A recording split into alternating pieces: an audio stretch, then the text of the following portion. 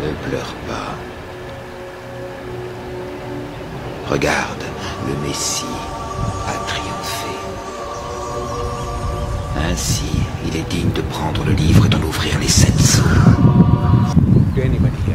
Le danger qu'il y a dans les débats interreligieux, c'est celui-ci. C'est parce que Jésus lui-même a dit dans Matthieu chapitre 7 verset 6, ne donnez pas les choses saintes aux chiens et ne jetez pas vos perles devant les pourceaux, de peur qu'ils ne les foulent aux pieds et ne se retournent et ne vous déchirent. Voilà, certains musulmans prédicateurs foulent les choses saintes des pieds parce que des chrétiens leur ont exposé les vérités formidables de l'évangile de Jésus-Christ. Et ils se comportent comme des chiens, comme des pourceaux, devant les perles de la révélation biblique et de la connaissance du Fils de Dieu. Deuxième avertissement. Dans 1 Pierre 2, 6, il est dit « Car il est dit dans l'Écriture, voici je mets en Sion une pierre angulaire, choisie, précieuse, et celui qui croit en elle ne sera point confus. L'honneur est donc pour vous qui croyez, mais pour les incrédules. La pierre qu'ont rejetée ceux qui bâtissaient est devenue la principale de l'angle. On ne peut bâtir la foi que dans la connaissance du Fils de Dieu. Si la foi est bâtie dans Allah ou dans Mahomet, c'est la confusion. Et une pierre d'achoppement et un rocher de scandale. La croix, la mort et la résurrection de Jésus est pour eux un scandale. Ils s'y heurtent pour n'avoir pas cru à la parole. Et c'est à cela qu'ils sont destinés. Donc, tous ces gens qui discutent la divinité de Jésus, ils affirment qu'ils sont perdus, égarés, parce qu'ils trébuchent et tombent sur la pierre angulaire, qu'est Jésus le Messie. Bonjour à tous mes frères, mes sœurs en Jésus-Christ et vous qui êtes curieux de la vérité. Je suis l'évangéliste Rémi et je vous parlais des débats, des combats, des joutes théologiques qu'il y a en ce moment et depuis plusieurs années entre musulmans et chrétiens. Et pourquoi ce combat? Ce combat existe. Si vous avez suivi TikTok, Facebook ou YouTube, vous verrez des débats interreligieux où des musulmans viennent faire une chose bien précise. Ils attaquent le Fils de Dieu. Ils remettent en question la divinité de Jésus.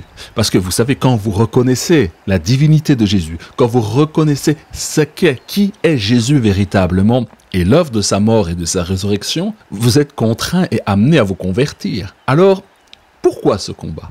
Parce qu'il y a un menteur dans le monde.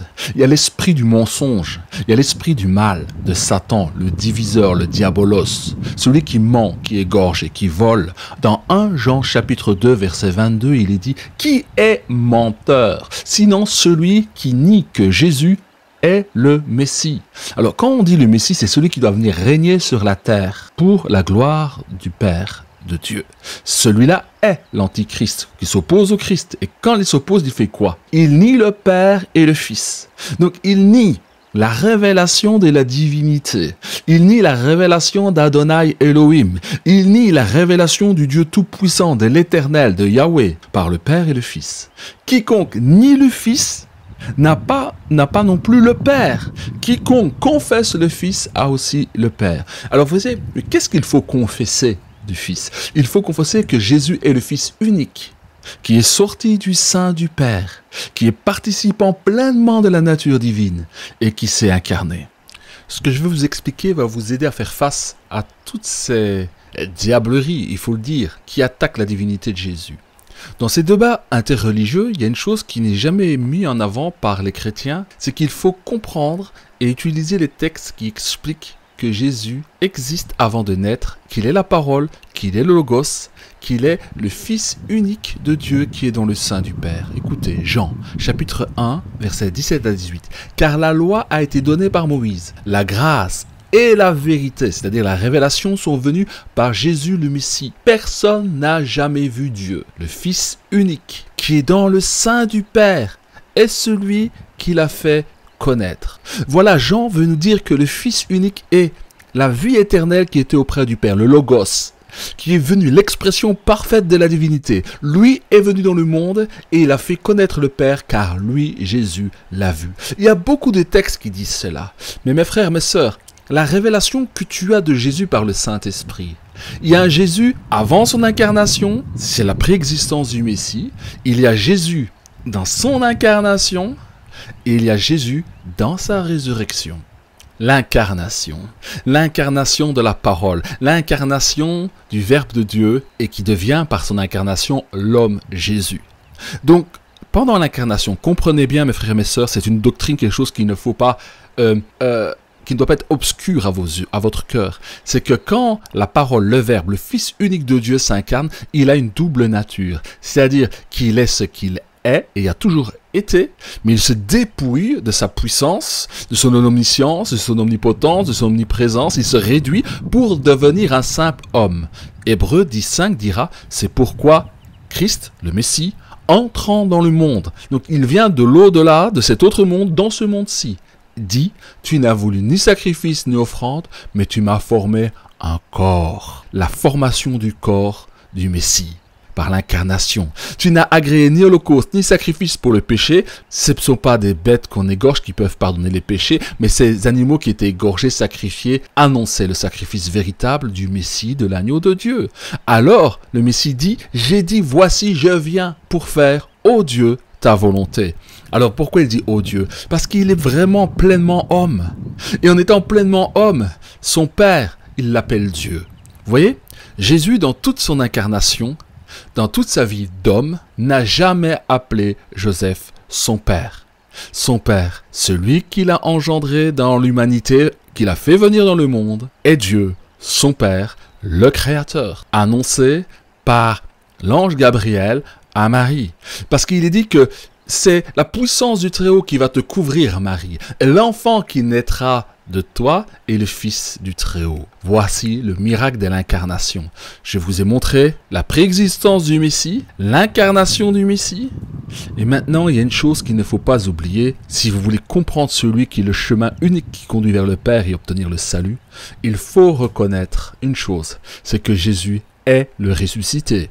Et le troisième point qui est très important, c'est la résurrection de Jésus dit quelque chose. Est-ce qu'un homme a vaincu la mort ? Est-ce qu'un homme normal a pu vaincre la mort ? Écoutez Romains 1, chapitre 1, verset 1 au 4 dit « Paul, serviteur de Jésus le Messie, appelé à être apôtre, mis à part pour annoncer la bonne nouvelle de l'évangile de Dieu, qui a été promu auparavant de la part de Dieu par ses prophètes dans les Saintes Écritures. » Et pas dans du Coran, hein. Il n'existe même pas encore. Et qui concerne son fils, né de la postérité de David, selon la chair, l'incarnation, et déclaré, quoi ? Fils de Dieu avec puissance. Donc il est déclaré fils de Dieu, il a le titre de fils de Dieu à cause de la puissance qui s'est mise en action par sa résurrection. Selon l'esprit de sainteté, par sa résurrection d'entre les morts. Jésus est Seigneur. Jésus est celui qui ressuscite, qui a vaincu la mort et qui a la domination sur toute chose.